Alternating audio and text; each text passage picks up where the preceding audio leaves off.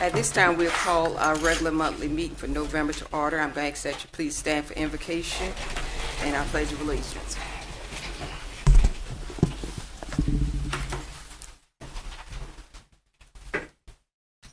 To the maker of the universe, to the one who knows all, to the one that gives us this opportunity to serve, we come before you today with bowed heads and humble hearts.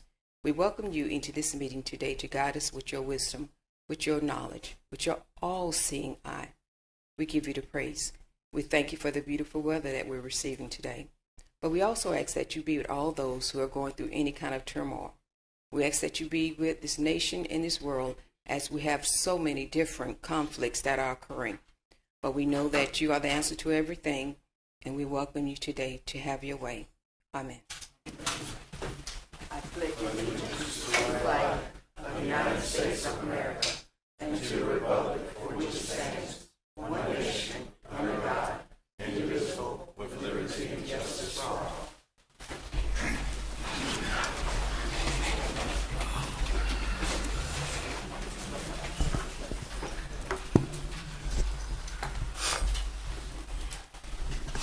Council, at this time, you have before you the minutes from our October the 9th, 2023 regular meeting. What is your pleasure? So moved. Second. If we can, I would like to move the. Let's go through the process of approving the minutes. We have that on the table at this time. So move. So we have a motion, and a motion from Councilwoman Neesmith and a second from Councilwoman Barnes. So with that motion and second, all those in favor signify by saying aye. Aye. And if there's no objection, and according to our agenda, we do have resolutions where we have individuals present. So if there's no objection, I would like for us to be able to move introduction of resolutions, resolution number 2023-47, resolution number 2023-47, to move it forward to occur after our fall university graduation. Is there any objection to moving those two resolutions? No. Hearing none, those two resolutions will be moved forward on the agenda. Councilman, did you have an additional? No, ma'am, I did. Thank you. All right, thank you. All right, at this time, we'll proceed with the first item on our agenda, if there's no objection, which will be the fall 2023 City University graduation. And that's time I'll come forward.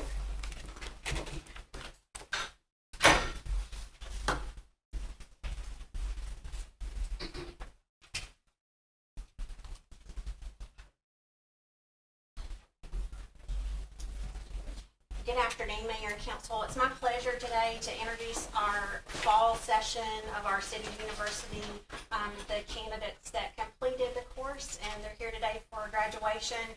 Our class started mid-September and ended on October 16th. We had 6 weeks, and we had a great class with lots of interest and engagement, and I appreciate that so much. And with the public interest in the program, we will be continuing that again in 2024. So, without anything further, I'll introduce our graduates. First off, Gerald Braun. Gerald, please come forward. If everybody would please stay up front, and we're going to get a group photo at the end. Roberta Burns.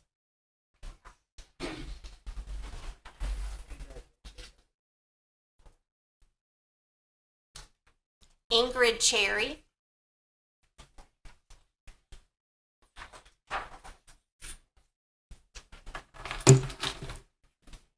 Joseph Craig.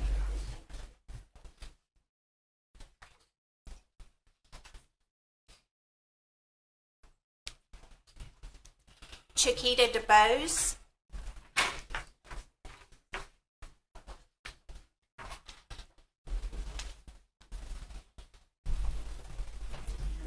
Les Eccles.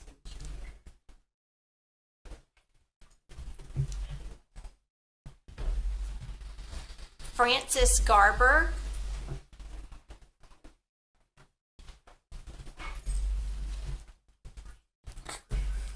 Larry Hill.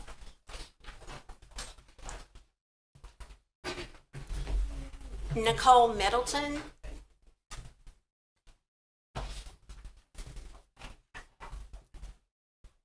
Jennifer Giles Robinson.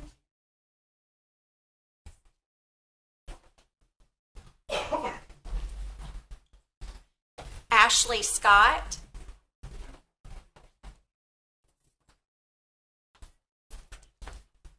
Wanda Verrain. And Barry Wingard. Let's give this group a round of applause.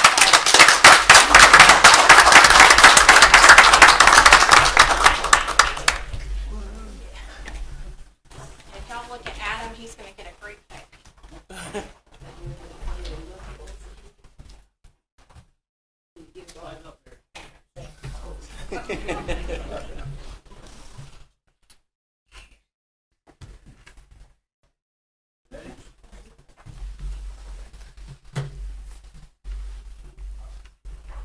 Thank you. And Barry, I'm gonna ask that you say, Barry, will you please remain? I would like to say thank you to everyone going through the university. I hope that it opened your eyes to some things of how the city operates. And I would also encourage you, the information that you receive, take it and share it with others, so they understand that. So thank you.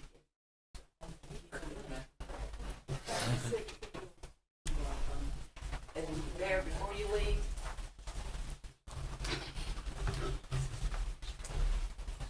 this distinguished class here at the university, I want to give him some information.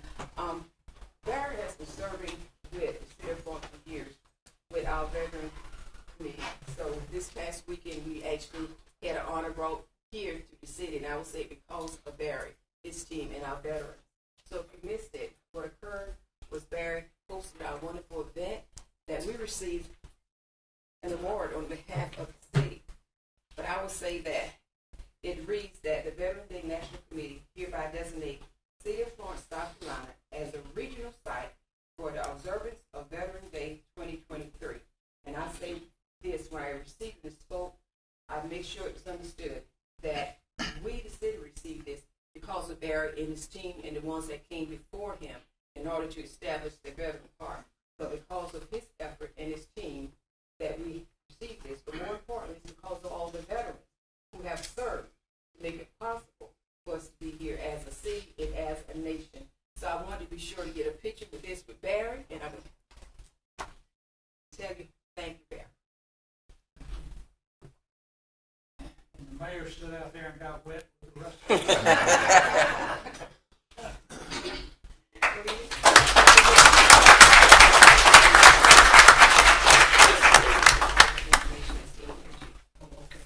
And if, you know, saying that they did what I told from the veterans, our soldiers show up no matter what the weather is. So to honor them, we should show up regardless of the weather.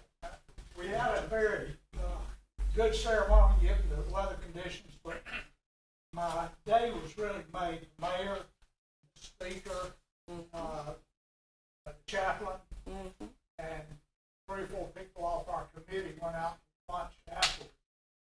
We sat there and talked and got to know each other and ate and ate. And we were about to leave when the waitress told us that these 2 ladies over here had picked up our bill. Oh, wow. And they were not, didn't appear to be women of great means. They were from Atlanta. I mean, we talked to them after the night, and they were from Atlanta and just said they wanted to do it for us. Wow. So, one of them owns a restaurant in Atlanta called Sonny's, and I told her I'd tell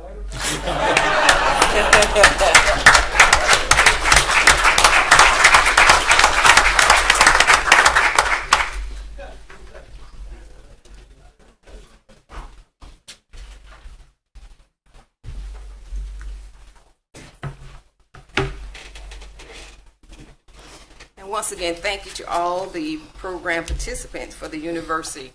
I hope that you really obtain some information that help to broaden your view of your city, and most of all, it will help you be able to serve your city and the citizens better. We thank you for participating. And also, once again, to Barry, thank you for all that you do with our veterans. And we observed Veteran Day this past Friday nationally, but Saturday was the local observation. So again, to all of our veterans, on the behalf of this council in our city, thank you for all that you do. And to our veterans who we have here who are working with me, if any of our veterans are present, will you please stand so they can see who our veterans are here. Please stand, all veterans. We appreciate it.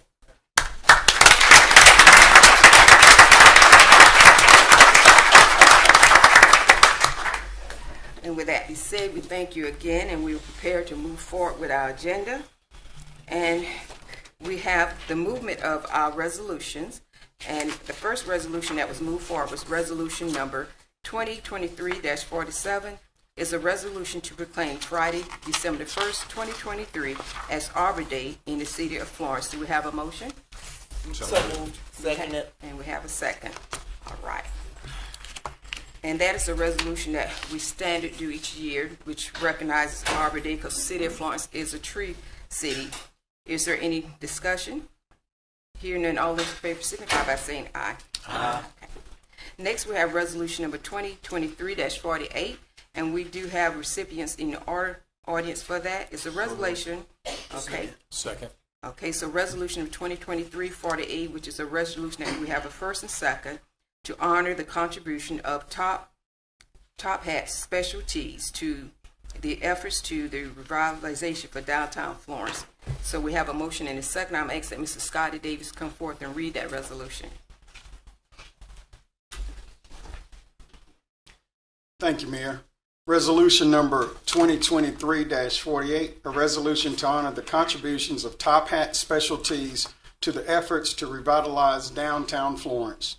Whereas the owners of Top Hat Specialties have established a unique dining establishment in downtown Florence and are small business owners and pillars of the community who are active in numerous civic organizations. And whereas the investment by Top Hat Specialties is welcome and is playing a role in the continued development of Florence's downtown business district.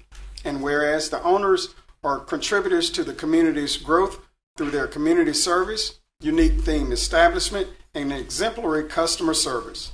And whereas the Greater Florence Chamber of Commerce has requested that the city recognize the business efforts of Top Hat Specialties and its contributions to our community.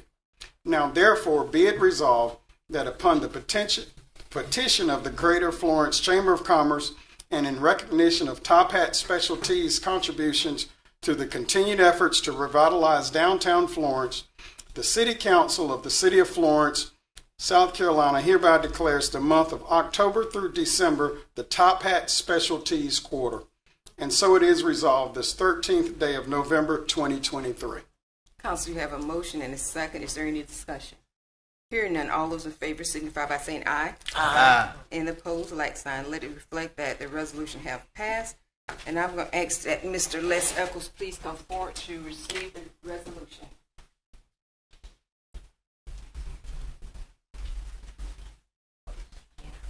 Oh, come, yeah, come, please, anyone who can come forward.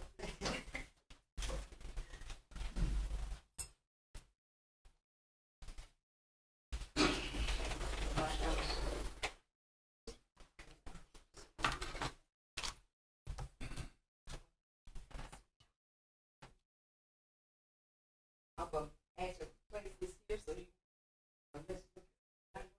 let's get you in the middle. And I'm going to present it over here. Oh, yep. And I'm going to go ahead and present it to her.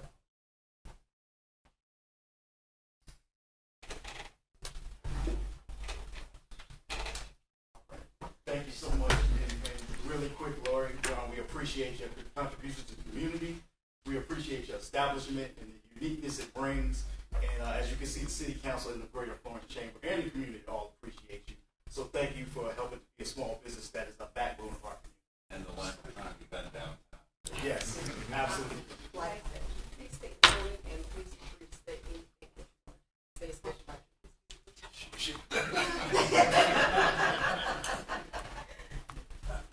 Let's not mention this part. First of all, thank you for the council. Thank you for the chamber. This is an honor.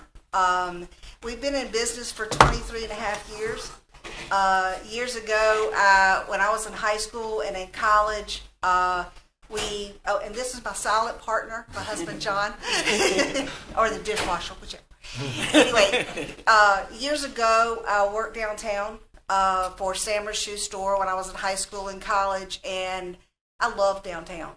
and I was never afraid to come back down here. Like I said, we started over 23 years ago when I opened. I opened in 2020. And, yeah, no, not 2020. 2000. Actually, we got it in 1999 and opened in 2000. That's what it was. And so when we opened, I was never afraid of it at all. And I believed in downtown, and I believed in downtown because of all of you supporting our business and everybody being a part of our family.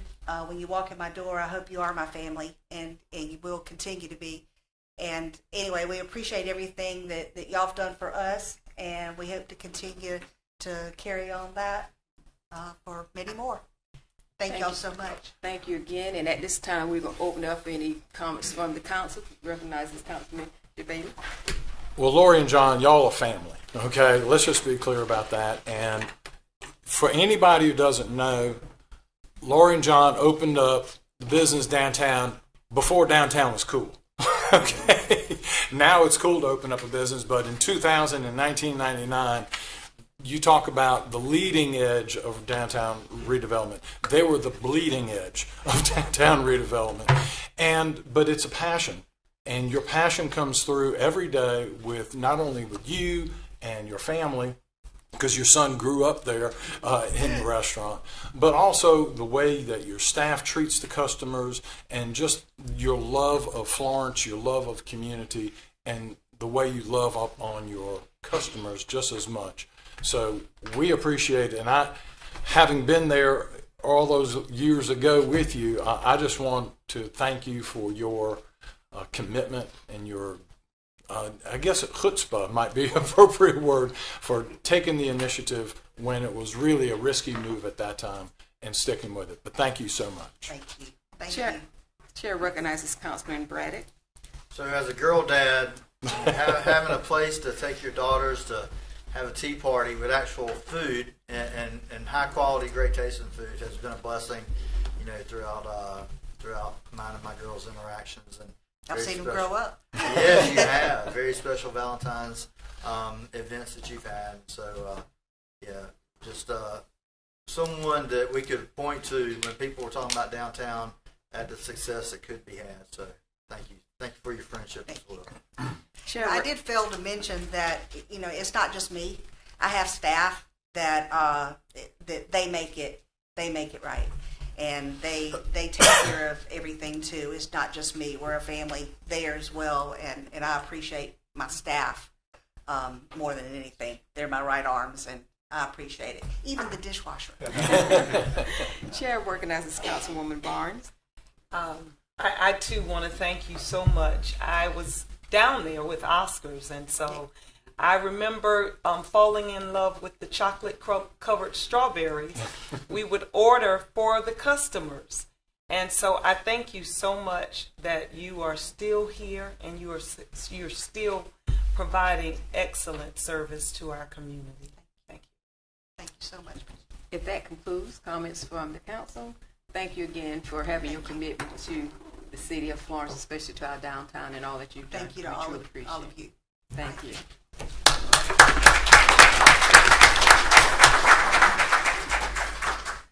At this time, we will move forward with our appearances before council, and we're asking that each participant please retain all comments within a 5 minutes presentation. We have to come before us at this time Mr. Scott Gardner to speak to the council regarding fentanyl.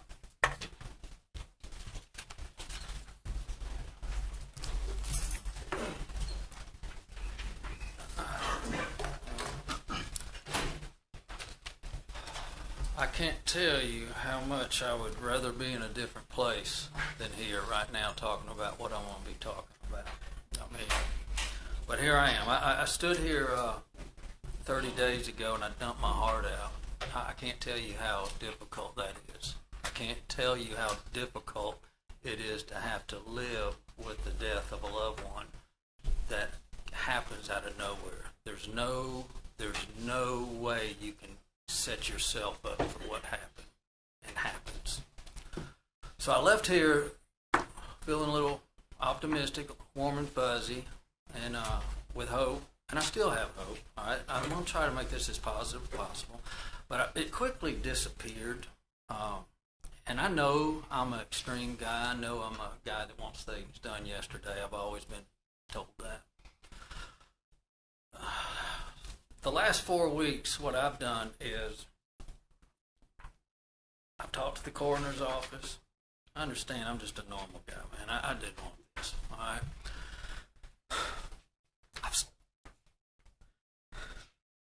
I've talked to the coroner's office.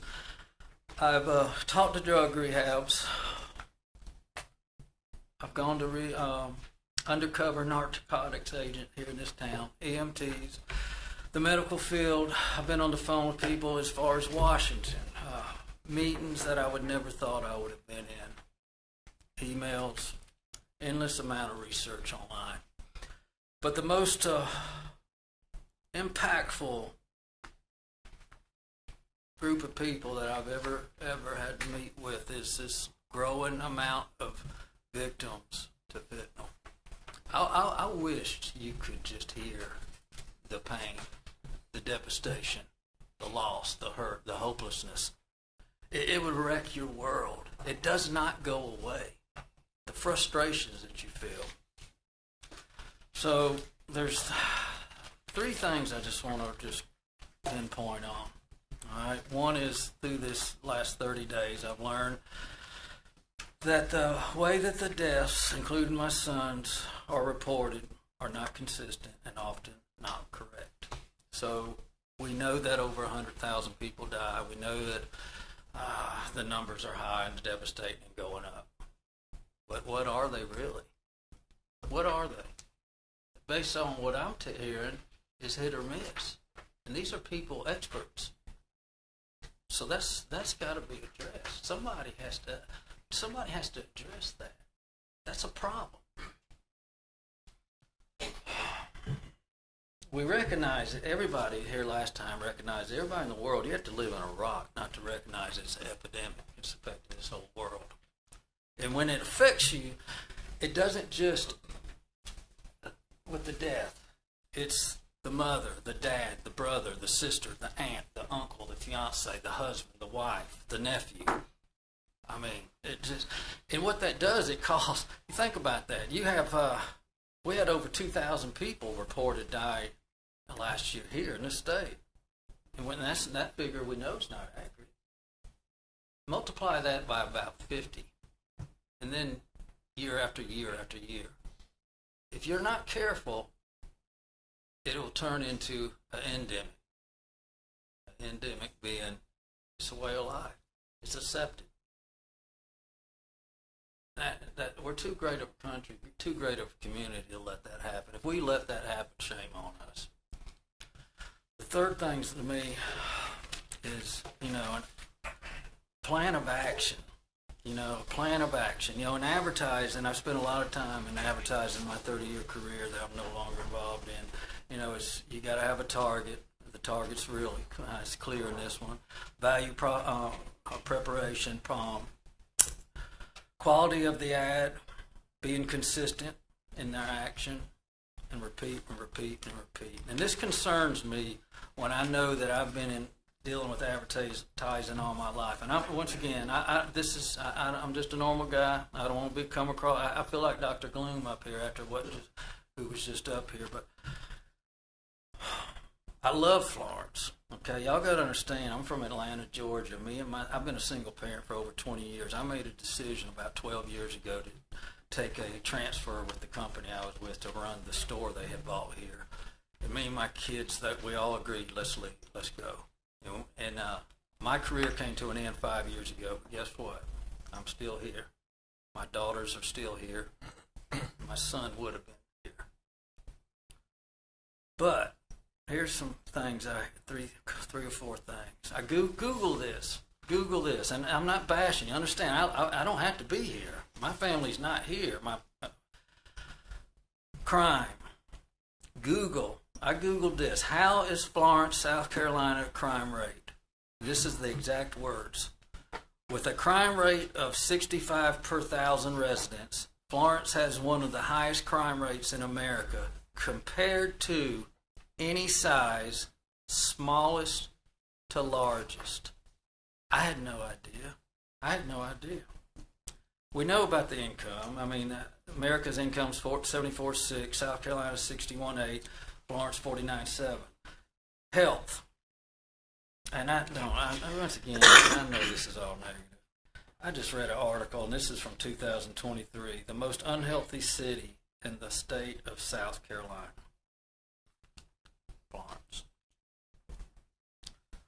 So, in my frustrations, in my determination, I get on city's website, I get on their Facebook, and unless I'm missing it, I had somebody back up, and I did it twice. Not one time is the word fentanyl in there. Not one time. Not one time is not even on August 21st is the word fentanyl in any of those. So I took it a step farther. I went on the police website and their Facebook. It wasn't on. The word fentanyl doesn't exist. And Mr. Gardner, I'm going to ask that you please start coming to a closure at this time. Okay, my closure is this. Yes, all sir. right. What are you going to do? That's my closure. What are you going to do? Okay? Because let me tell you something. I've got thousands. I just got cut off. Apparently, it's not as important as in August. Y'all did recognize International Cat Day. That saved a lot of lives. Okay, so understand I'm not happy, but neither are these people who have lost loved ones and the thousands that are corresponding with me. So I'm sorry you have to cut me off. All right, but you should be ashamed of yourself. I thank you for coming before us, Mr. Gardner. And what I will close with this, even though you're walking out, to our general public, I am a nurse with over 40 years of experience. Fentanyl, along with many other of our drugs, are at an epidemic throughout the United States. The issue is the addiction. And when you address one addiction, if someone lives, you have to give them access to treatment. Addiction is a day-to-day emotional and desire that people live with. So in answer to Mr. Gardner, I would encourage him, along with everyone else, that if you suspect the possibility of anyone in your family having addiction, that you communicate with them. You also reach out to the programs we have here in Florence. Just 2 weeks ago, I met with some of the organizations who work with addiction. They're actually at a place where they're looking at, they want to be able to expand the number of beds. So when you have someone who's went through a crisis and need to be in the bed, that you can get them admitted and get treatment. And just so you can all understand, when it comes to addiction, what occurs? A lot of time you have individuals who, when they come into the ER. When they're there, they go through assessment, you get them through those crises, and then you want to verify, do you think they're going to hurt themselves? If they feel like they're going to hurt themselves or be of issue to someone else, they can be admitted then for a psychiatric hold. That hold is usually about 72 hours. But you're taking care of crisis. Where we're at right now, we need long-term treatment. But also we need individuals, when they have that addiction, to be willing to get their treatment. If you have an addiction, if you're not committed to it, they're not going to obtain or maintain that sobriety. So when it comes down to it, and I'm just going to speak, and the council welcome to it, we are government officials who will do all that we can to make sure that the things that we need as a city to operate is there.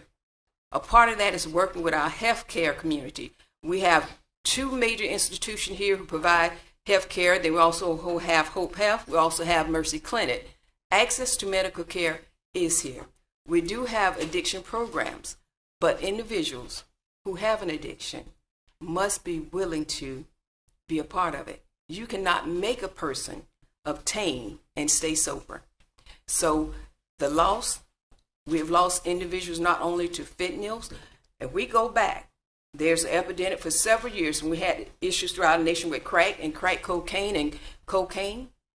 And it's only when it seemingly hits someone's home that it really struck a nerve. But to us as a city council, and I welcome this same thing, as a government body, we're doing all that we can do. But also we need our communities and our family members to do it as well. I was looking at a program last night where they're actually introducing Narcan into elementary schools and middle schools because of fentanyl. So there's a lot of things that can be done. and not one person by themselves will be able to solve this issue. And I think that if there's anyone who has an idea, please come forward. And if there's something that we can do as a city, we will do it. But you also have to work with your medical institution, also with your mental health, because a lot of times, sometimes there's addictions that's associated with mental illness. It's not a simple thing. So no matter what you just heard, it's not a simple thing. It's not a new thing. And then the same article he was talking about when it comes to the health of Florence, I read that article too. But I also understand it as a nurse when it comes down to what you variable in health. South Carolina, we said that we're at the hypertension and the stroke belt of the United States. You're in South Carolina, you're in the South. When you look at diet, individuals have to control their diet. You have to be willing to work out. Those are personal things that we have to do to take care of our body. This government body is not going to be to govern your health. But what we will do is work with associations to make sure we have those facilities, and we do have those. When it comes to crime, I know our chief would always speak to this. We talk about that metropolitan reporting and how it's reported. Know that one of the things I tell people in Florence that we report everything. Some people do not report all the crime. I literally say, if somebody come and scratch up your door, if you want to make a report, you can. But it's better to be aware of what's occurring in your area than not to be aware of it. So for that same article what he read, I read too. But as a government body, I will speak highly of all these council members, that they're dedicated to being sure. We may not always agree. Most of the time we don't. But one thing we agree about, that we want to do what's best for the citizens of Florence. And I don't believe that will ever change. We may have viewpoints, but we're going to do what's best for this city. And I think we've got some of the greatest medical institution there is. And I do believe when it comes to access, we have Alcohol Anonymous, we have Drug Anonymous. So we have solutions there, but individuals have got to be willing to be a part of it. That's the only way we can make change. And for the individual who have that first experience with a drug that take their lives, there's nothing we can do about it, because there's nothing even the people in the family could have done about it. But if we are committed to what we can do, we will do. And I thank you, and in Mr. Gardner's absence, I thank him for being here. He's lost a child, and I do not blame him for coming forth and speaking and being that voice for his child. And maybe his voice will be a part of making that change, but it's particular everyone working together. So to Mr. Gardner, even in his absence, thank you for being here. Chair recognizes Councilman McCall. Yeah, and again, I definitely understand his. I do not understand, because I've never been involved in that, but I do recognize his pain. But what I can say as a council, what we have done is, as quickly as early as last month, we've allocated funding through the opioid settlement to organizations fighting the opioid addiction. I think we gave 2 organizations last month, and then earlier this year we also gave to another organization as well. So we, although we're just a legislative body, we don't have any executive action to move forward. We did take proper procedures to make sure we allocated the funds to get the awareness out and to try to stop this, try to slow it down as much as we can. So I just wanted to add that to the record as well of things that we have done. Thank you, Councilman. Okay. I think, well, I'm going to do this. Councilwoman Lee Smith Jackson, Councilman Braddock, and Councilman Waters. Okay. Councilwoman. I do want to address the fact that fentanyl is a national issue, and I'm just becoming aware of the different types of fentanyl that is involved and where the fentanyl goes into the different types of drugs. And I do feel like, just like the mayor said, we are a governing body. We're going to do what we can. And just like Councilman McCall said, we did set aside some funds to go into treatment for this, because we do believe in the awareness of this addiction. And it is very, very unlikely that it's going to stop here in Florence, or without help and partnerships, it will stop at all. But I do think that we as a group need to be aware, and as citizens in our community, be aware of what's happening within our communities and what our children are taking. And I'm so sorry that this happened to Mr. Scott Gardner. But I am aware of some folks even in here that has lost loved ones to fentanyl. And it is an ongoing crisis that we do have to address. Thank you. Thank you, Councilwoman. Councilman. Yeah, I've had the opportunity to meet with Scott Gardner twice since our last meeting, and it's unfortunate. I know his emotions are very heightened. But one thing that when Scott's situation is different from most of the things you hear about fentanyl is when people talk about fentanyl and opioids, you generally think about the addicted, and you don't think that it's something that you need to worry about or be concerned about.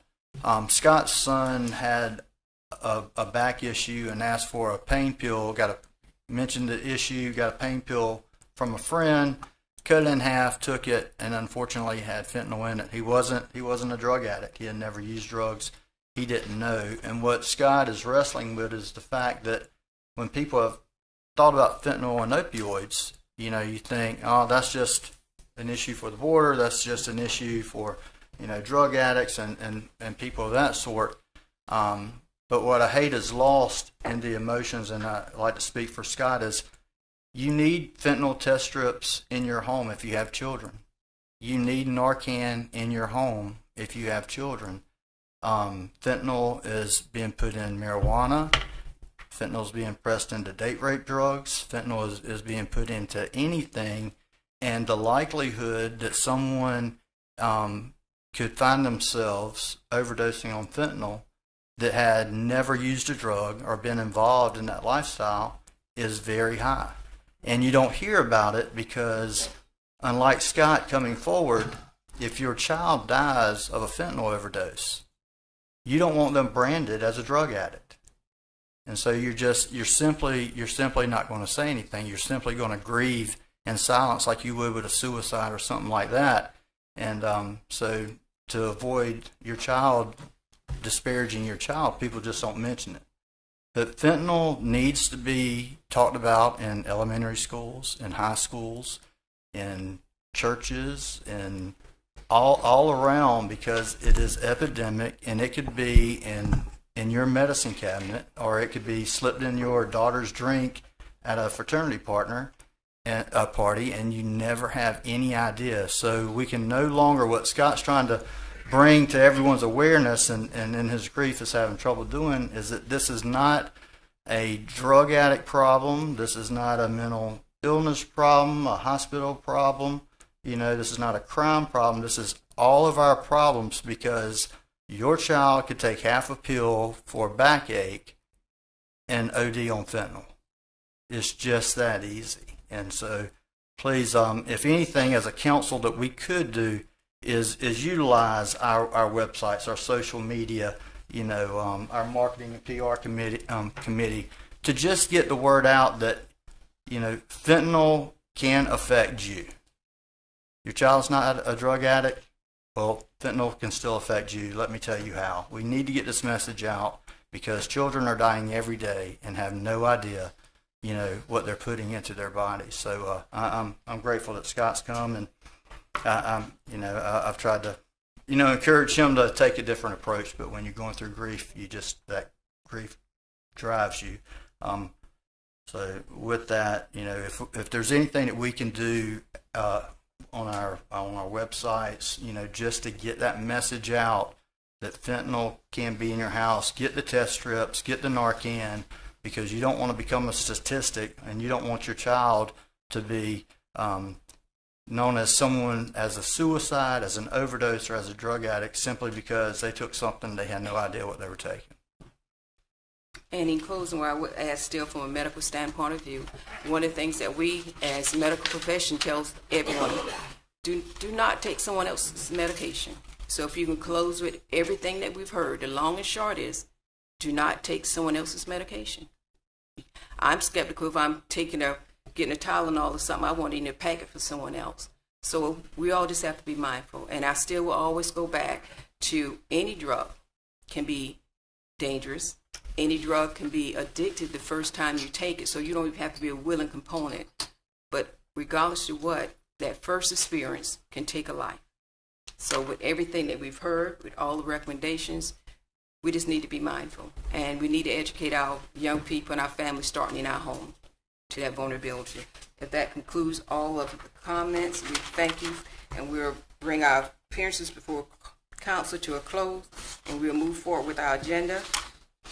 And what we have now is our ordinance in position versus Bill number 2023-35 for second reading. Is an ordinance to name the pocket park next to 218 North Darby Street, identified as partial of Florence County Tax Map number 90170-04-002. Do we have a motion? So moved. Do we have a motion and a second? Do we have any discussion? Hearing none, all those in favor signify by saying aye. Aye. Any opposed, like sign. Let it reflect that bill number 2023-35 has passed second reading. Next, we have bill number 2023-36 for second reading. An ordinance to rezone portions of 2000 Marsh Avenue, identified as Florence County Tax Map number 90043-02-001 from CA to NC-15. Do we have a motion? We have a motion and a second. Any discussion? Hearing none, all those in favor signify by saying aye. Aye. And opposed, like sign. Let it reflect that the bill has passed second reading. Next, we have bill number 2023-37 for second reading. Is an ordinance to amend Chapter 12 of the City of Florence Code of Ordinance to provide for the creation and administration of a roundup program that would apply to a utility customer's monthly bill. And I would like to offer for amendment on this bill. I would like to offer amendment that we have it to a program where individual opting into this program could do so by doing in writing. That's my motion. Do we have a second? Hearing none, the motion to amend this bill has failed for lack of a second. Do we have a motion on this bill number 2023-37? So moved. Do we have a second? Second. All right, any discussion?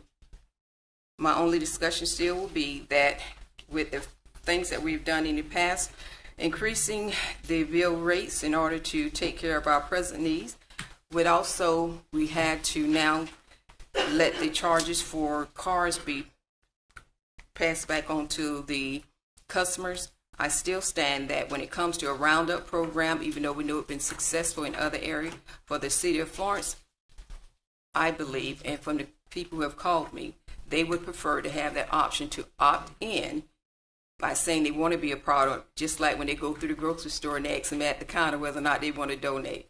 They feel that it is not right for the city to mandate them to be a part of a program.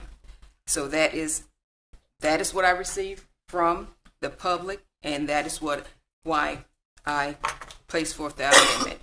And that also would be my reasoning that I will be voting against this. I do believe it's a wonderful program, but I do believe the city should have that right. I do understand that committee feels that by doing it this way, you have everyone already in, which will increase the funds. And I understand that's the philosophy behind it. Any other discussion? That's We not right. But we have two. First, I want to verify Councilman Jabala, and then Councilman Paul. Do you want to speak after Councilman Jabala? no, ma'am. All right, we'll recognize Councilman Jabala, and then after Councilman Jabala, we'll have Councilman Braddock. So, in the Saturday, November 4 edition of the Morning News, there was, under the opinion page, in the editorial page, there was an article that was shared, an editorial that was shared by Cameron Campbell, president of the United Way of Florence County. And she's a graduate with honors from Francis Marion University in 2015. And I'd like to read her guest column report on Alice in Florence County. And the article says, consider this: nearly 1 in 2 households in Florence County is walking a financial tightrope, unable to afford all of their basic necessities, and often just one unexpected expense from slipping into a cycle of financial instability. And yet we often read in the news how our economy is well on its way to recovery. This month, the United Ways of South Carolina unveiled its first statewide ALICE report, upending the conventional view of economic stability in our state. The reality is that in addition to the 296,643 South Carolina households in poverty, another 581,290 are ALICE. That's asset-limited, income-constrained employed. These are people who are employed, but they are living paycheck to paycheck, level with the amount required. So we all know that Alice, many of us are Alice or have been Alice. Alice is employed, often full-time or juggling multiple jobs, including childcare, home health, retail and hospitality services, all work that is essential for our community. The Alice report provides a detailed analysis and data that explains why so many households and neighbors are struggling. And it goes on to talk about that in Florence County last year, the top request for assistance, and this is with the United Way, coming from the 211 helpline, was electric payment assistance. So this is paying of the electric bill. The second highest was assistance with other basic needs for households, rent payments, etc. So these are 211 calls to the United Way for basic necessities from people who are employed. These are not people who are unemployed. This is basic people who are employed. And water, providing water services, if anything, is one of the basic services provided by, that is needed by our community, without question, providing water. And, you know, we have seen over time so many people having difficulty making those payments, living paycheck to paycheck. And so if this is a way to provide some assistance to those who are living paycheck to paycheck, then I think it is something worthy on the part of our city council and something that I am proud of, and I'm proud of all the other city councilmen who are voting in favor of it. Thank you. Chair recognizes Councilman Braddock. I remember a discussion, you can correct me if I'm wrong, Kevin, that when we were looking at this ordinance that was suggested by the city that we do it as an opt-out. I don't know if costs associated with that, you know, it'd be much easier to start everyone and let people opt out, and then instead of ongoing, you know, opting people in on an ongoing basis. So I'm sure there's a cost associated with it, but you know, as being someone fiscally conservative, you know, my support of this comes from a situation we had last year where we had a teacher, a retired teacher, elderly teacher, I think she was in her 80s or 90s in Timmonsville, had a severe water situation, and, you know, it was brought to our attention by a local plumber, and there was no means to address the situation. Anything that we did to help this lady financially would have set a precedent. We could help, you know, address the water situation, but not the financial situation. And so I just I feel like we're going to have more and more of these situations, you know, as our economy and prices and inflation goes up. If your bill is $11 or $100.01 12 months out of the year, then you'll give $11.88 towards this program. That would be the most on average. I imagine it'd be $5 or $6 that you'd be contributing, but it's only going to help people that are also involved. So if someone's not in the program, then they're not going to be able to get this assistance. If we did an opt-in program, most of the people that are seniors or veterans or single parents with children under 5, the people that would qualify for this program probably would not choose to opt in because they're in a financial situation, but they would also be the ones that would be left out if there was a need because they weren't part of the program. So there's, you know, it seems simple on the front end. You know, there are a lot of complexities, but the only thing that's not complex is opting out. It's going to be simple. There'll be multiple ways to do it. If you don't want to be involved, you can simply, you know, we'll make all those pathways to opt out available. You have 6 months in order to do so. And, you know, when I think of things, the least of these is who I serve on a daily basis, and these are the folks that will benefit from this program. It will be veterans, it will be seniors, it will be households with children under 5 years old, and we just can't afford to not have some mechanism to help people when they have this time of need. So I appreciate the mayor's sentiments and the sentiments of the community, but I think if everyone had a very clear understanding of what this program's aims and targets were to do, then they would be all for it. Chair recognizes Councilwoman Barnes. Our decision to even raise rates for water, we never take those things lightly. The same water bill that you all pay that's raised, we have to pay it. But for a long time, this decision has been kicked down the road, and we find ourselves in a position where we had to raise rates. We had to raise rates.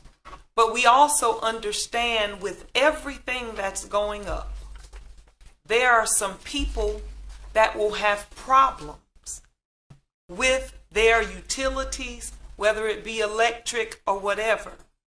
And so,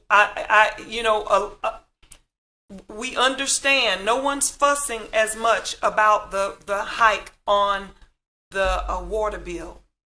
But most people who are complaining are could be eligible for up to $300 in a year on their utilities. Because we've put this in place, we understand that it's tough for everybody. And so we are trying to help alleviate some burden.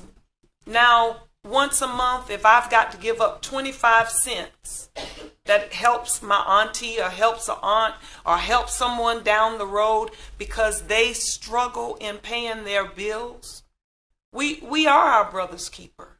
We should be about helping those who are in need.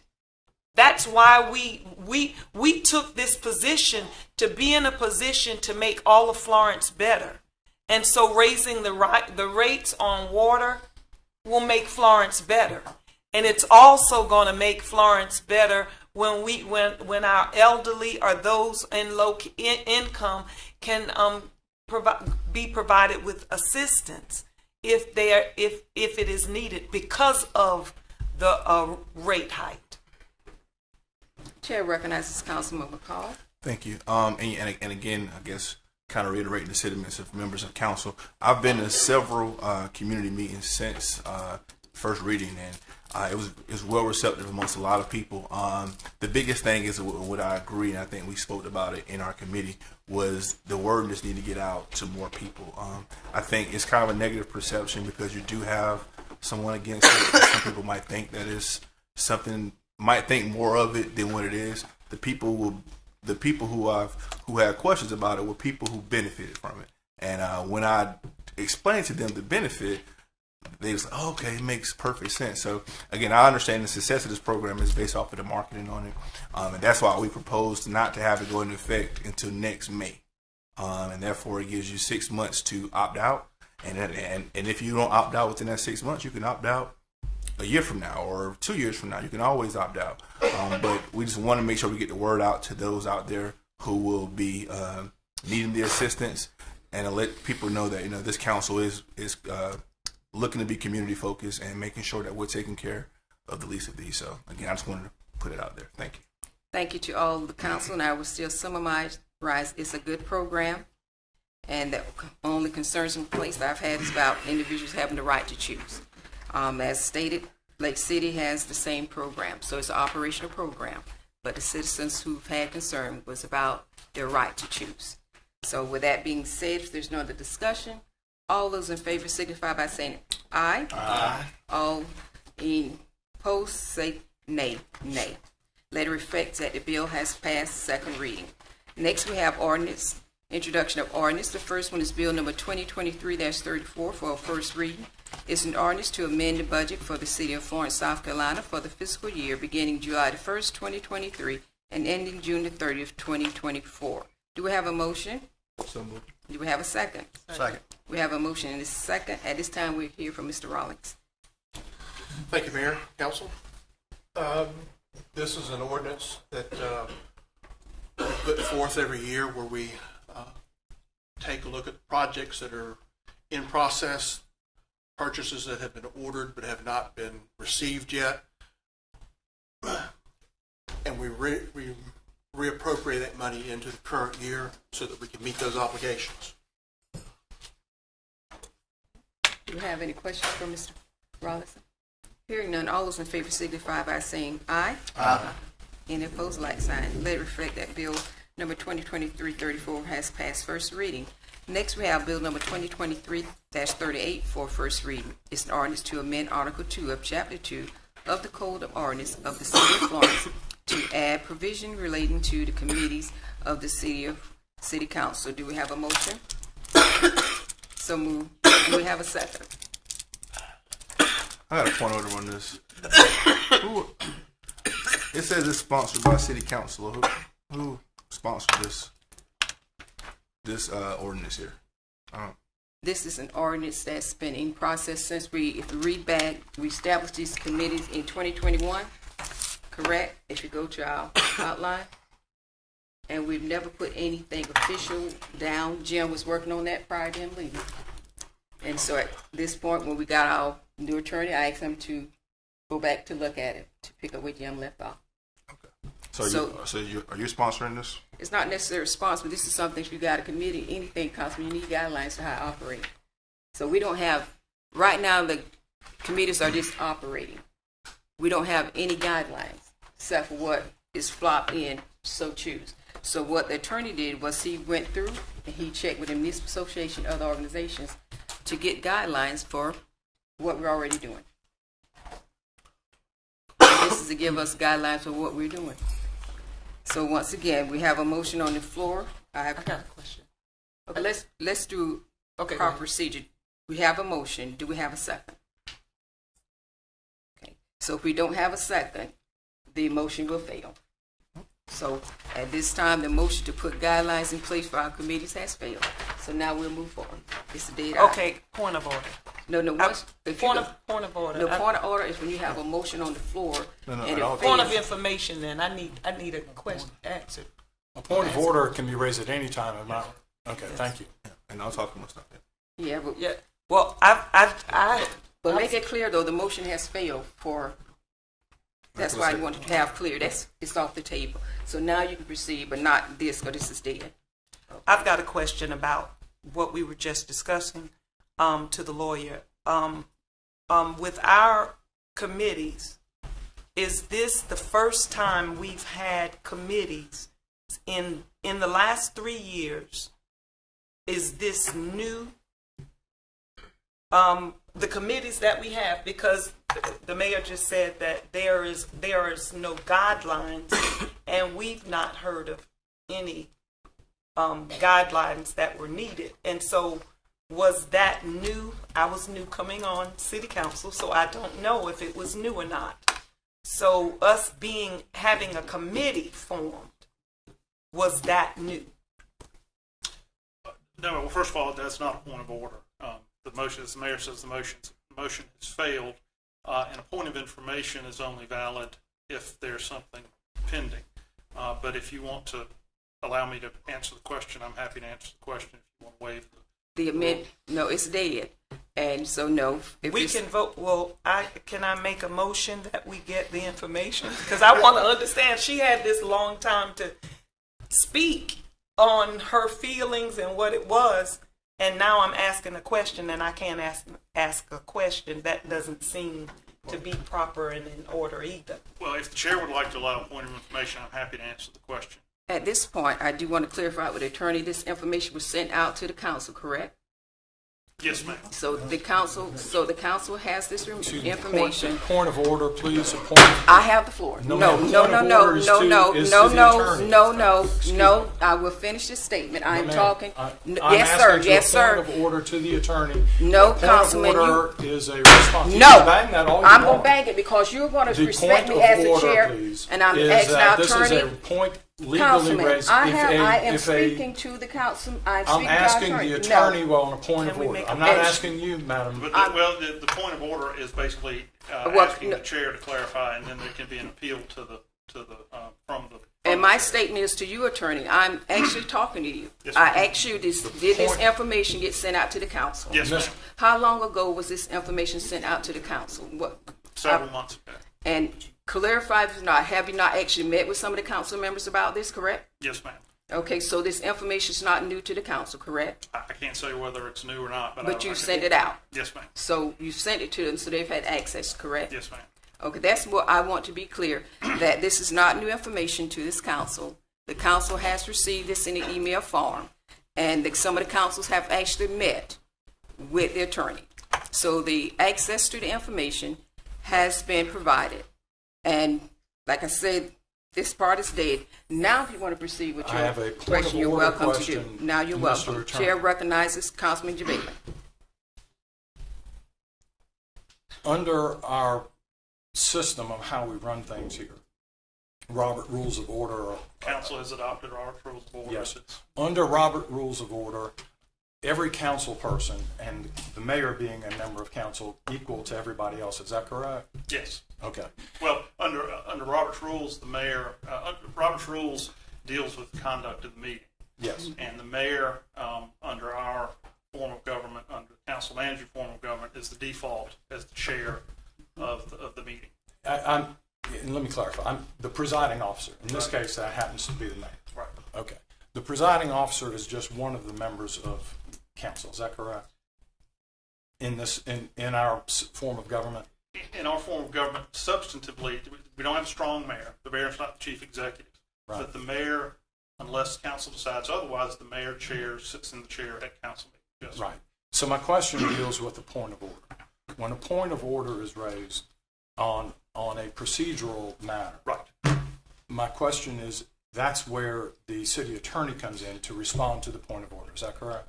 No, so the point of order is addressed to the chair. Okay. The chair then rules on the point of order, and but then the person seeking, the member seeking the ruling, can then appeal from the chair to the body, and the decision is made by the whole council. Right. My status is just to advise in terms of Yes. parliamentary procedure, so you So don't my- address it to So me. I'd like I to make an understand, but appeal. hang on one second. Yes, that's fine. Councilman Javela still has the floor. But my point of it is, when anyone raises a point of order, anybody who that may be, That takes precedence. that takes precedence, and no matter who's making a statement That's right. about whatever, That's correct. that statement comes to a stop pending a decision on the point of order. Is that correct? That's correct, yes, sir. That's where I was before, and that was my point, is that I was raising a point of order, but the mayor chose, instead of to respond to the point of order, to continue with her statement. And I just wanted to get clear that under our procedures, that's incorrect. That the correct matter is, whoever of us may be speaking, when a point of order is raised, that conversation immediately comes to a stop until there's a ruling on the point of order. Is my understanding of that That's correct? Thank you very much.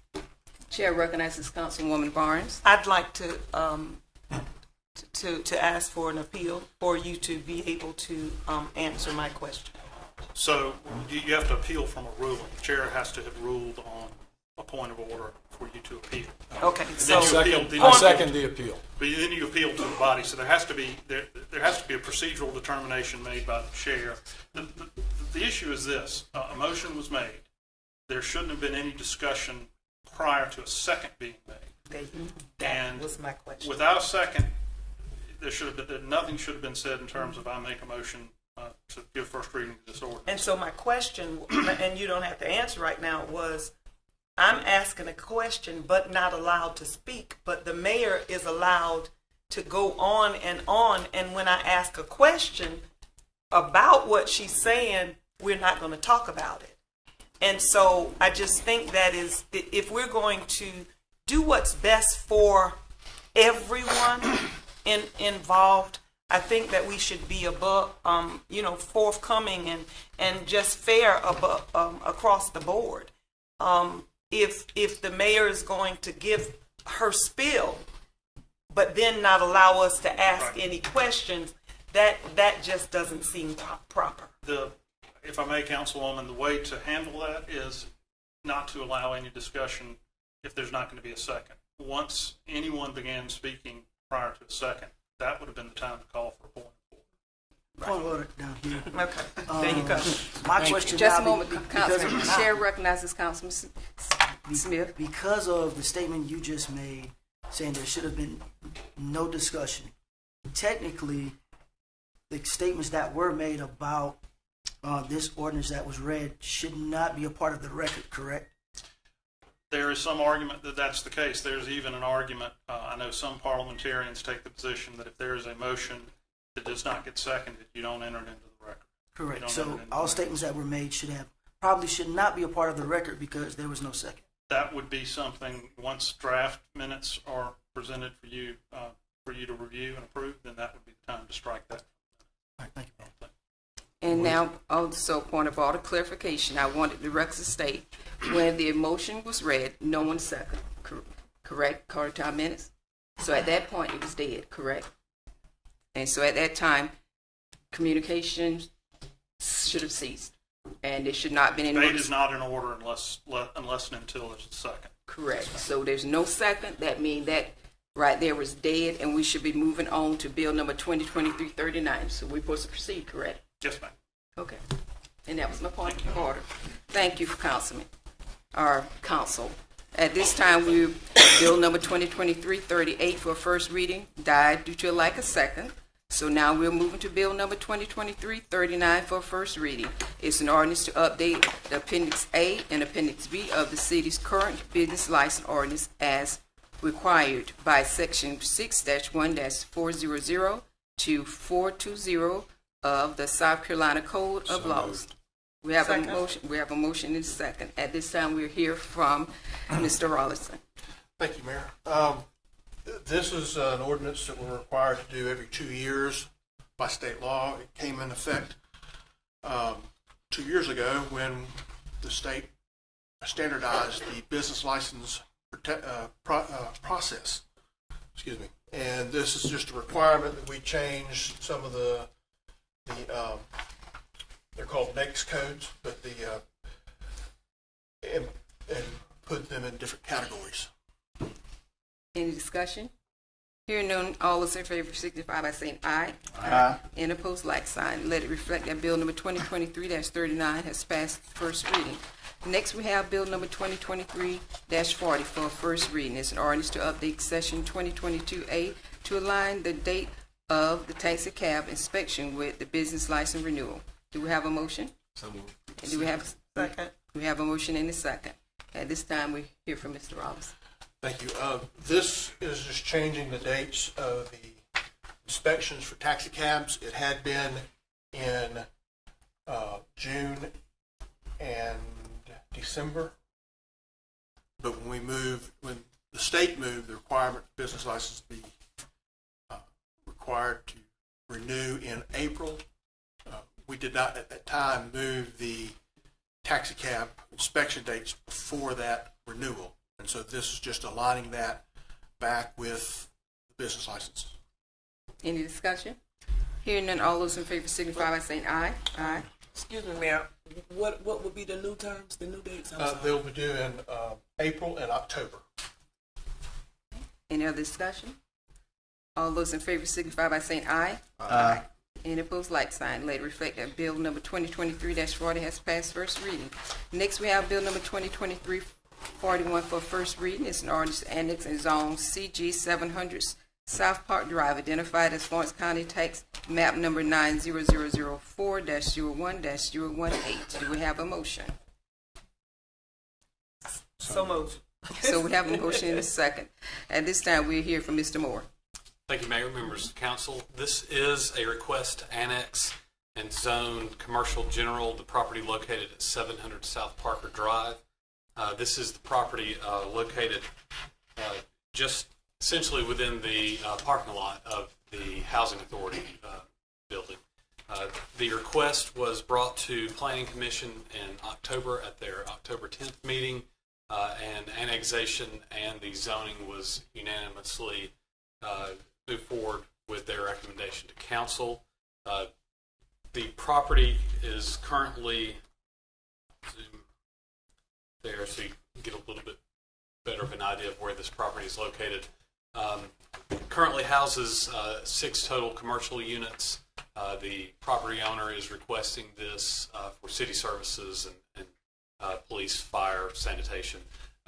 Currently, the property has city water, but it does not have sewer. It shares the sewer access with the Housing Authority and their private lift station.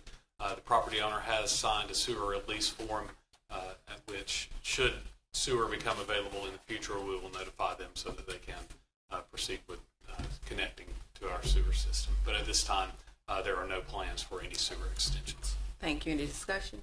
Chair recognizes Councilwoman Lee Smith Jackson. Yes.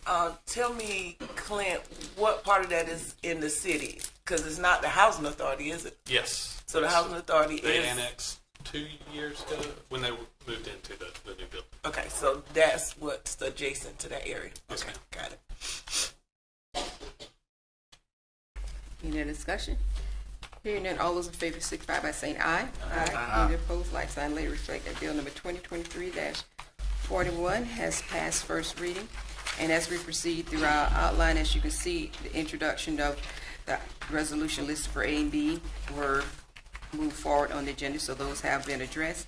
And resolution number 2023-49 is a resolution approving an amendment to the conditional grants and development agreement dated November 10th, 2022 between the city and 127 West Evan Street Historical LLC that will be discussed in executive session. So at this time, we are removed to our reports to council, and we're asked for appointments to boards and commission. We'll ask Mr. Davis to please come forward for those. Thank you, Madam Mayor. We currently have 3 boards that have vacancies or expired terms. Our first board is our Design Review Board. The member must be a general contractor licensed by the state of South Carolina. We do have an applicant, Cal Gunter. This appointment falls to Councilwoman Neesmith Jackson. I would defer. Okay. Councilwoman's deferred. Our next board is the Public Safety Citizens Review Board. There is 1 vacancy. We have an applicant, Mayor Turner, and that falls to Mayor Irving. I would defer at this time. Next. Our final board is the Planning Commission. There is 1 vacancy on that board. We have applicants Michael Abbott, Deanna Adams, Eric Douglas, Mayor Dowdle, Angela Foster, Tabitha Hanna, and Wesley Snow. And that falls to Councilman Smith. Chair recognizes Councilman Smith defers. That concludes staff's report. Thank you. Next, we will have Accommodation Tax Advisory Committee report, and I believe Mr. Chad Patterson is here. Please come forward. Thank you.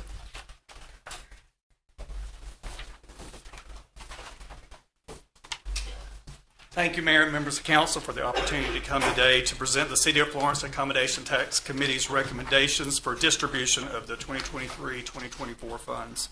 The members of our committee are appointees of the City Council, and we take our service on the committee very seriously.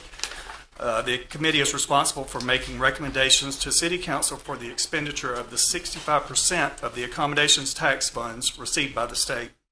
These funds are estimated to be $999,600 this year, and they're available to be distributed and used for tourism promotion.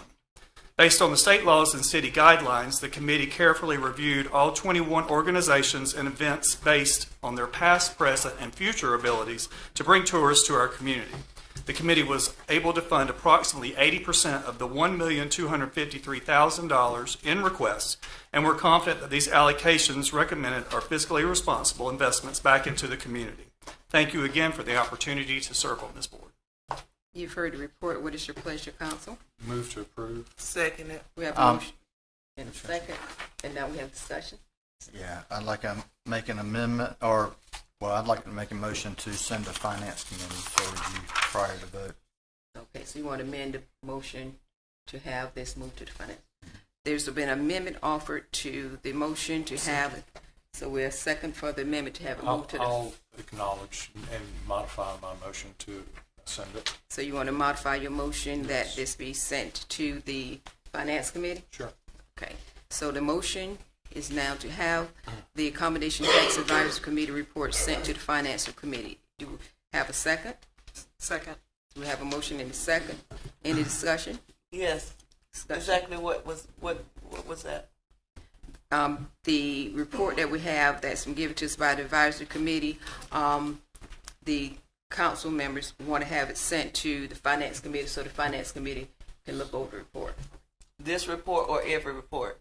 this report that's on it. Okay, that's the only problem I got. That's fine. All right. So we have the motion on the floor. Any other discussion? Hearing none, all those in favor signify by saying aye. Aye. Any opposed, like sign. Madam Mayor, can I ask that Chad, a representative, be at that meeting? Or do that sidebar? Well, we can do it sidebar because you can have it, and you with the committee, y'all can have invited. That'll be fine. That'll be fine with how you want to proceed with it. Chad, thank you. Thank you. We appreciate all the hard work y'all do. Thank you. At this time, we'll move forward with our reports. Main report, which you heard when I talked to Mr. Barry, was about the acknowledgement of the city and the parks and things that we do for the veterans. That was really significant because of the national recognition that we've also received from the Veteran Park. That's very special. Saturday, we was honored to have Brigadier General Jenkins to come to speak with us, and that was a great honor, as well as we had our own local, Michelle Lagarde here, who's a chaplain, and she's also a lieutenant colonel. So I would like to simply acknowledge all our vets who came out, especially their families too, and to everyone who came out in the weather like it was Saturday to show support for our veterans. And I'm sure that the councilmen, when they do their business report, will update you when it comes to the Pecan Festival.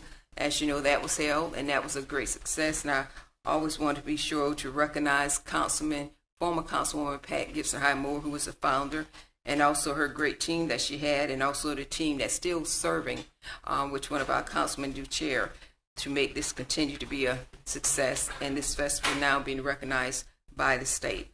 But most important, I just want to be sure to recognize our veterans and our significance. So at this time, we'll move forward with our committee reports. First, we'll have a report from the chair from the business committee. Chair, you're recognized. Thank you. Yes, we went nuts. Absolutely, it was a great weekend, and thanks to everybody who participated and made it such a great event. The Business Development Committee met on Thursday, October the 19th, and all council members were present, as well as Mr. Osterman, Mr. Moore, as well as Mr. Hemingway. We had a update that we received from the stormwater and master plan update, and we'll be going into that a little bit further, Mr. Hemingway, whenever you're ready. We also received an update on Urban Square and what is happening. And if y'all see across the street, we got a parking deck coming out of the ground, so we're very excited about that, and that's going to be done in conjunction with the apartment building that's getting ready to start. They're clearing the land over there. And we also talked about corridor enhancement projects, and one of those, of course, being the East Florence corridor, where the Levy Park grant application is still residing in Washington. But one of the things we did pass around at our council meeting, at our committee meeting rather, was a article that was written by, and Les is gone, but Les Eccles wrote this for Diversity Works, and so go ahead and pass out copies of the article here and give it to Casey to put it in the minutes as well, and we'll pass that down, please. Thank you. So at this time, we call on Mr. Hemingway. If you would give us an update on the stormwater, where we are with all of that, please. Chair recognizes Council Representative Hemingway. Please retain your report to 5 minutes or less, Mr. Hemingway. Thank you. Yes, ma'am. Good afternoon, Council. As shared by our Mayor Pro Tem, Councilman Jabali, we had a stormwater update in our October monthly business development meeting, and that was including your minutes that was sent out by Ms. Casey Moore. Probably the highlights under the stormwater one of the highlights is the stormwater system that we are now presently have our out to bid. Our Pennsylvania will be going out in January for that master project. And then also the Cedar McQueen Stormwater Project is presently out for bid. So we'll be closing those in December. And then we'll proceed to bidding that particular project. So those two projects are moving forward. Then also another major component to update is our master plan. We are presently on schedule to have the master plan ready for council review in June of next year. And that encompasses all the major construction projects and looking forward as the city continues to grow within our growth boundaries. So that'll be ready for June of next year. And then finally, also in that report, given the outline of our allocation of the $7 million that was originally approved by City Council, and then staff has been able through the grant process to receive another $11 million. So we have a total of $18 million in stormwater projects that are in the queue that are presently being at different various stages of work. Thank you, Ms. Hemingway, for that report. So one of the, and thank you for that, Michael. We were very appreciative of the hard work that city staff is doing to maximize the value of that $7 million that we got through the bond, through the raising of 50 cents per month fee, stormwater fee, and as a result of y'all's hard work, that $7 million, we were able to get an $11 million in additional grant money to make it $18 million. And I think there's even a chance that the Resiliency Board may give us additional grant of $3 million more come May, as I understand it. So we'll keep our fingers crossed because we certainly, the cost of everything is going up. So we certainly appreciate all the assistance and hard work that staff is doing in that regard.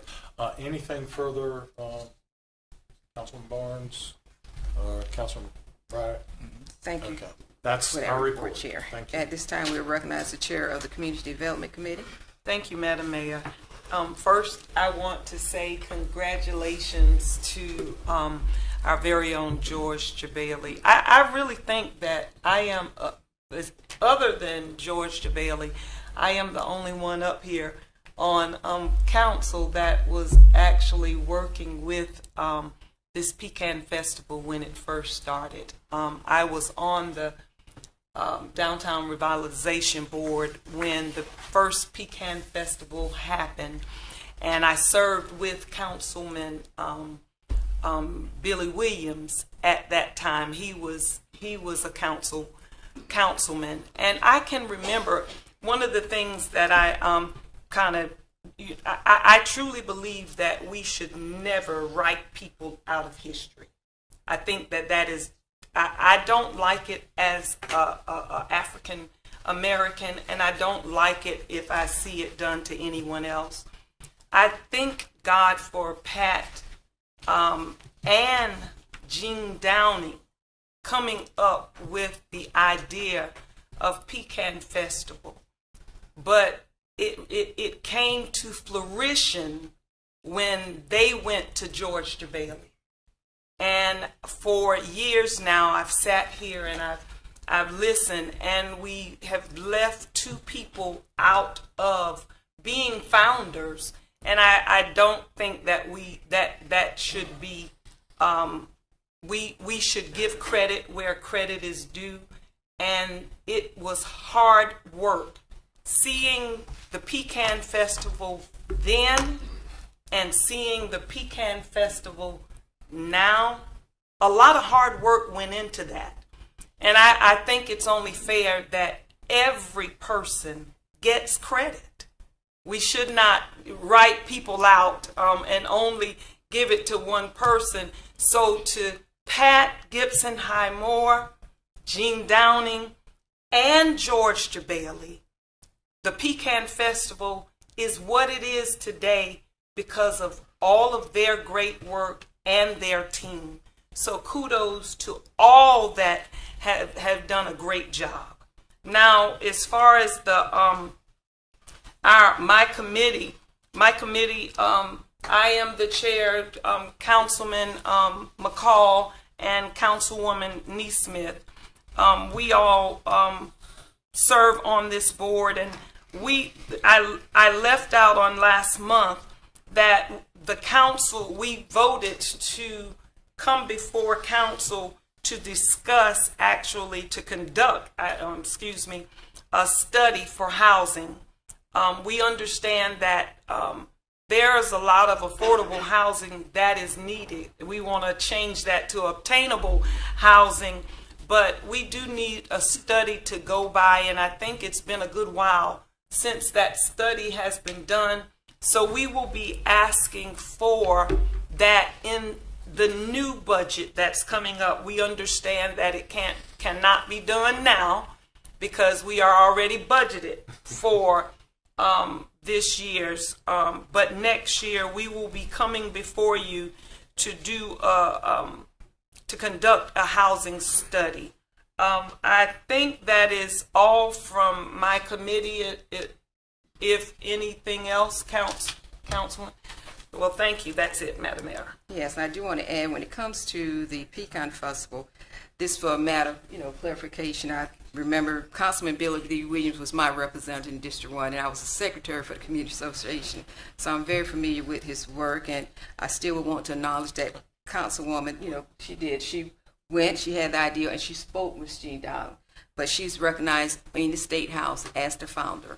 So, but I would love to say, that's why when I speak, I always say team, because nothing to this caliber is done without, and that's why I said I knew the councilman would give Point of order, please. would give a report.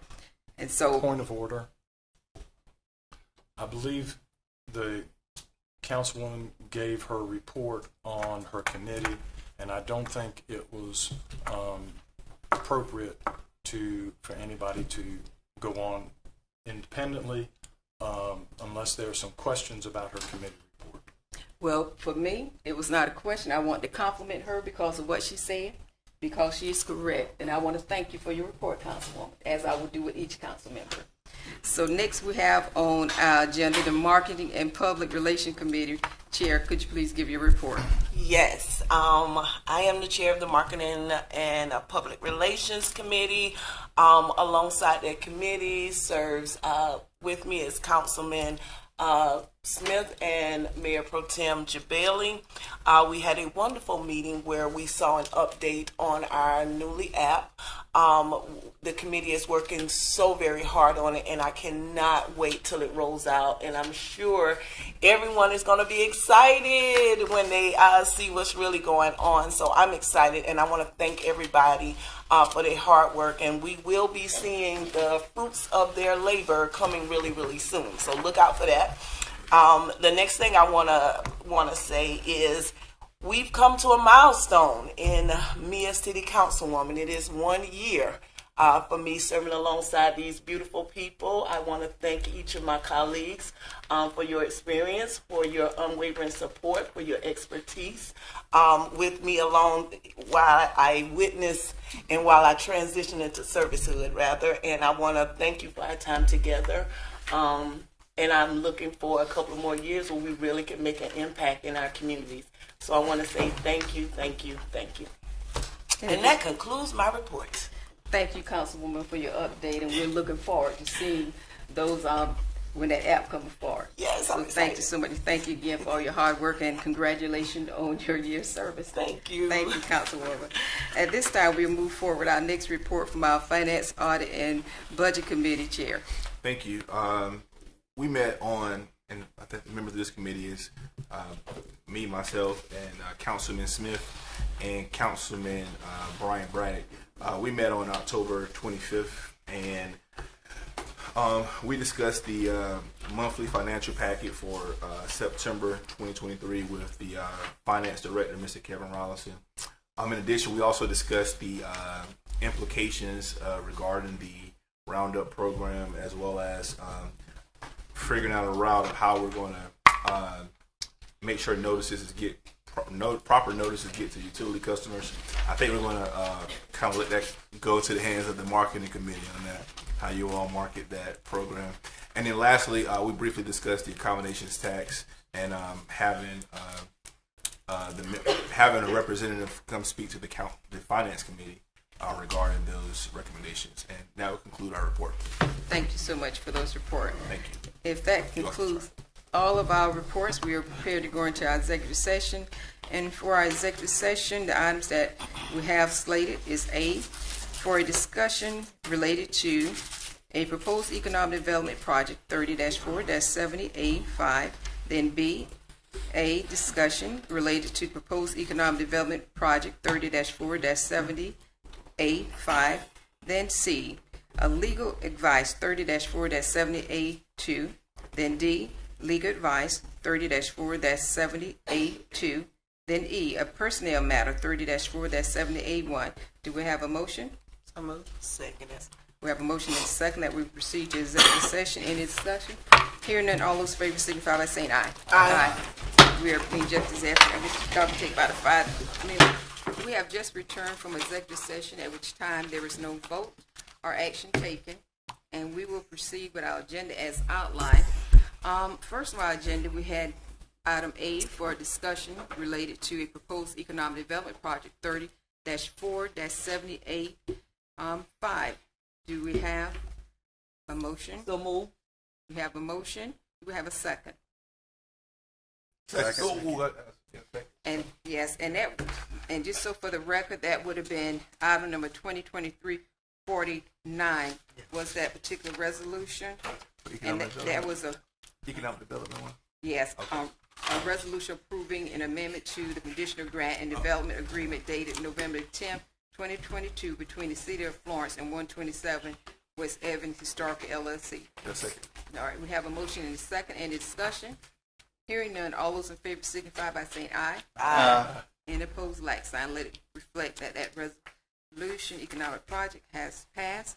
The next item was a discussion related to a proposed economic development project 30-4-70A5, and we received an update. There was simple information, no action or motion was taken, and no action or motion are required at this time. Next, we have C, which is we received legal advice 30-4-70A2, and with that particular item there, we received information in order to give our instruction to our city manager. So we have no action on that item. Can we not make an take action if we'd like, make a motion on that? We can. So, Yeah. right. I'd like to make a motion that in terms of the legal representation, that we make that a matter of council's approval. So your motion is for council to identify attorney for, Yeah, the legal counsel representing us. so that is the motion. Do we have a second? Second. Motion is second. Any discussion? Hearing none, all those in favor signify by saying. I'm not sure I understand. There's a evaluation process that's currently underway involving city attorney working with our city. Are you suggesting that we, because we have a deadline with the opt-in, opt-out, are you suggesting that all council members do the interviews? Or, I mean, I'm not sure I understand. Yeah, very similar to what we've done in the past in terms of choosing the city attorney, choosing the city interim manager. I mean, I think that our representation as a city manager, as a city attorney, but also legal representation in a matter that's going to affect all the citizens and customers of our water department would require council's approval versus an outgoing city manager that wouldn't be left with the ramifications of that decision. Clarification on the motion that's on the floor. Yes. We have a motion on the floor, and please, Councilman, correct me from how it was stated. The part of the motion, you still want to have a motion that we will do an opt-out with the process. We're going to opt out for the process when it comes to the attorney. So we're going to opt out and give the city manager that position of knowing that we're opting out. But your motion is to have the city council to identify and approve the attorney? Is that your? Or simply, it'd be easier to, I make a motion that we opt out of the lawsuit, of the combined lawsuit, and that the council makes a decision on the representation. Okay, so your motion is for the city of Florence to opt out of the lawsuit and have the city council identify the attorneys. Correct. Okay, so that is okay. I just want to get clear, Sure. so that is the motion.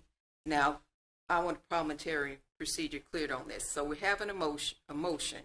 So at this point, in order for us to proceed, we need to either have a second or someone to amend that motion.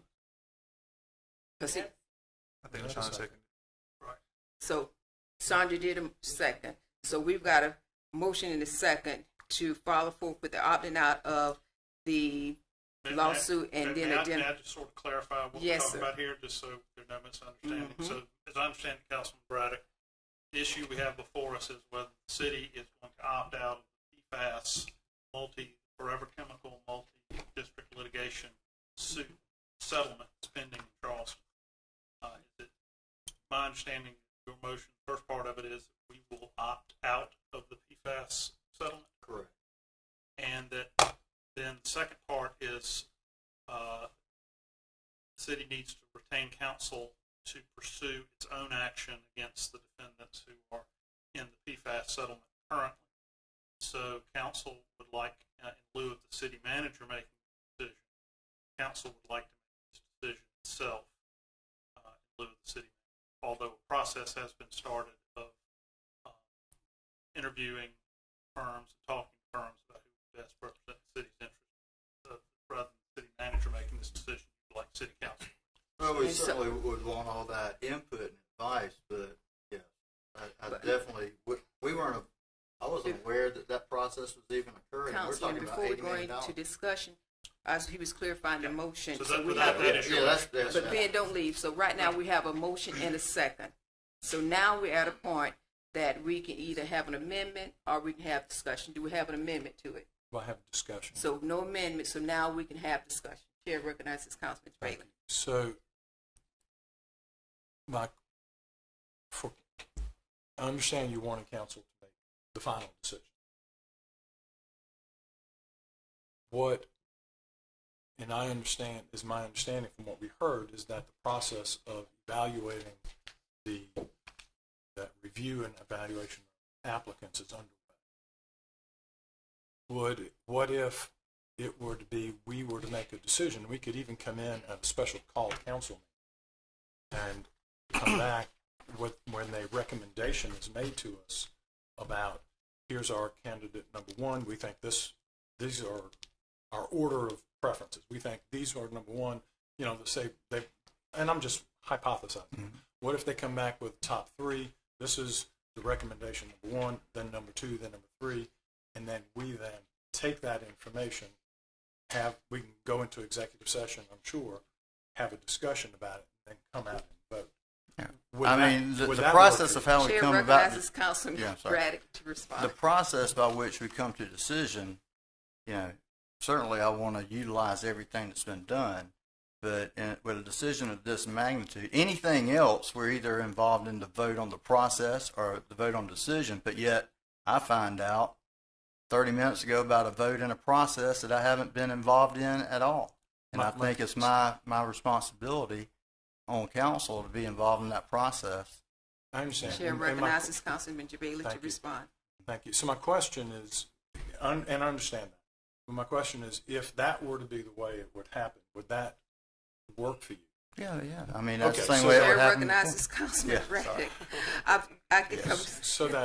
So just to be clear on that, so that the process they're already, whatever it is they're already doing, we could have a special call council meeting and then come back and the proposal would be given to us with recommendations, and then we can make a motion and decide which one. Certainly. I got full confidence. Before we proceed, we have a motion on the floor and we have discussions. So I know that y'all gentlemen are talking back and forth. Sorry. So at this point, Councilman Braddock, do you want to revise your motion? Are you standing with your motion? Yes, ma'am. Okay, so this motion is standing. Do Councilman Jabali wish to amend this motion? No, I just wanted to clarify that the process we just discussed is consistent with the motion. Is that right? Correct. Okay. So at this point, I any have other a- discussion? I have a question about that. Chair recognizes Councilman McCall. All right, so are we saying you want to restrict the I guess they got it down to a handful of candidates now, and we're only to consider those. Please direct all question to myself or either so you can get I'm ready, and or either go to our attorney. So Okay. we won't I'm sorry, discuss you're it right. here. Okay. So I'm assuming you probably got maybe 20 candidates. You got it down to a few. Well, who submitted proposals? We talked about a dozen firms, found about 6 that were interested and qualified, sent letters out to those 6, and received 3 responses. Okay. Question. But that's not to say that couldn't. We took responses were due on the 5th of November. That's not to say you couldn't open it up to more. We have until December the To opt out. and So if you December want to 11th. opt out, we can go ahead and opt out and make the decision about the attorney. about the attorney after. Is that complete for you? I mean, I think it's helpful to have whoever you're going to use advising in the opt-out process. Councilman McCall, does that That conclude your concludes my question? Chair recognizes Councilwoman E. Smith Jackson. What were the qualifications? Because I know you said you looked for, what were the qualifications? we were looking Qualifications for? are first and foremost what we asked each of these entities to propose. Who was involved? Because every one of these suits, individual suits, is being brought by a regional group of attorneys with a local attorney that handles filing, actual litigation locally, but a regional group of experience. We want to know who's involved.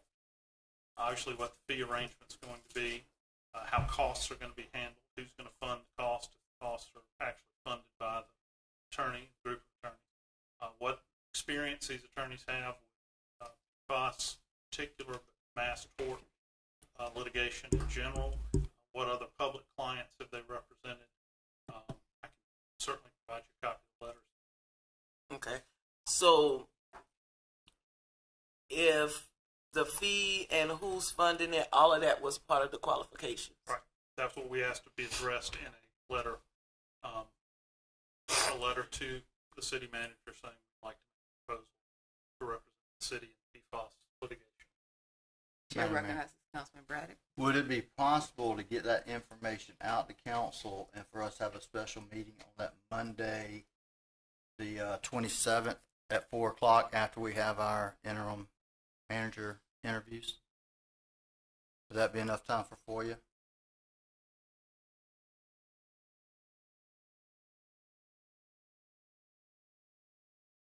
Y'all be fine with that?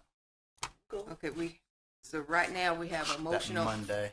Well, right now we have a motion on the floor, so we can handle this motion, and then if we want to proceed after here to set a time and date. So right now we have a motion, and the motion is to go ahead to opt out of the PFAS lawsuit, Multi-district litigation, to opt out, and for the council to have the decision-making process of determining that attorney who will be handling it. That is the motion that's before us at this time. Is there any other discussion? Hearing none, all those in favor signify by saying aye. Aye. Any opposed, like sign. Let it reflect that the motion has passed.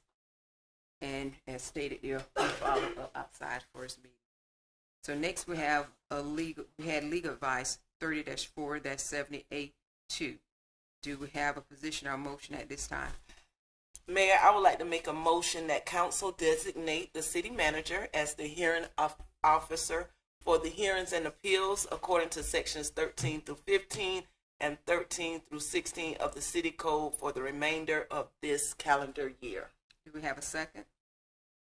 We have a motion and a second. Any discussion? Hearing none, all those in favor signify by saying aye. Aye. Any opposed, like sign. Let it reflect that the motion has passed. Our last item was a personnel matter that was information was received and no action was required. Do we have a motion? So move. We have a motion and second. Any discussion? Hearing none, all those in favor, please signify by saying aye. Aye. Aye. We stand adjourned. All right.